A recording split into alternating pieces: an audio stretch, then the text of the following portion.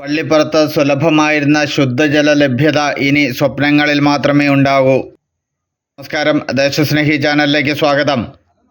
Pallippuram KSIDCയിൽ mega food പാർക്കിൽ work ചെയ്യുന്ന പ്രോടെക് എന്ന് പറയുന്ന കമ്പനിയിൽ നിന്ന് യാതൊരുവിധ മലിനീകരണ നിയന്ത്രണ നിയമങ്ങളും തങ്ങൾക്ക് ബാധകമല്ല എന്നുള്ള രീതിയിൽ അതിൻ്റെ പുറകുവശത്തുള്ള കരിങ്ങാട്ട് എന്ന് പറയുന്ന പറമ്പിലേക്ക് വിഷവെള്ളം ഒഴുക്കിവിടുന്ന ദൃശ്യങ്ങളാണ് നിങ്ങൾ കാണുന്നത്.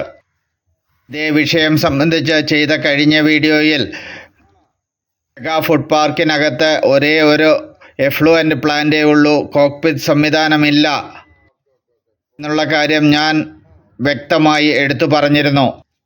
ഈ വിഷവെള്ളം ഒഴുകിപ്പോകുന്ന തോടിൻ്റെ ഇരുകരകളിലും ജീവിക്കുന്ന നൂറുകണക്കിന് ആളുകളുടെ വീടുകളിലുള്ള കിണറുകളും മറ്റു ജലാശയങ്ങളും മലിനമായി കഴിഞ്ഞിരിക്കുന്നു.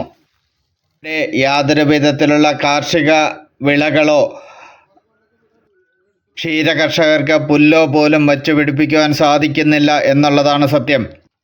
KSIDC മെഗാ ഫുഡ് പാർക്കിൻ്റെ ഉദ്ഘാടന സമയത്ത് ഇവിടുത്തെ പ്രാദേശിക ജനങ്ങൾക്ക് നൽകിയിരുന്ന വാഗ്ദാനങ്ങളെല്ലാം വെറും മോഹന വാഗ്ദാനങ്ങളാണ് എന്ന യഥാർത്ഥം ഇപ്പോൾ ജനങ്ങൾ തിരിച്ചറിഞ്ഞു കഴിഞ്ഞിരിക്കുന്നു.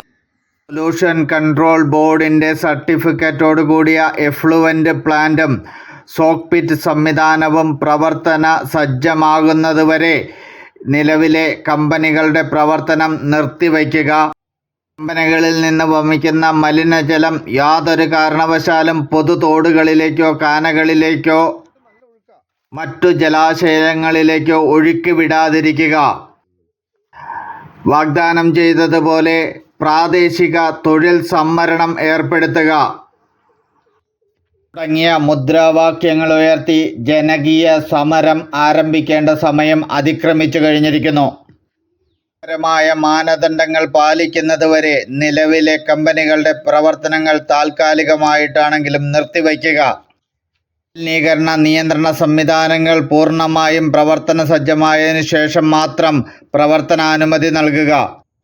ഈ വിപത്തിനെ പള്ളിപ്പുറം ജനകീയമായും നിയമപരമായും നേരിടുക തന്നെ ചെയ്യും. സ്നേഹി ഒരു ക്യാമ്പയിൻ ആരംഭിക്കുന്നു.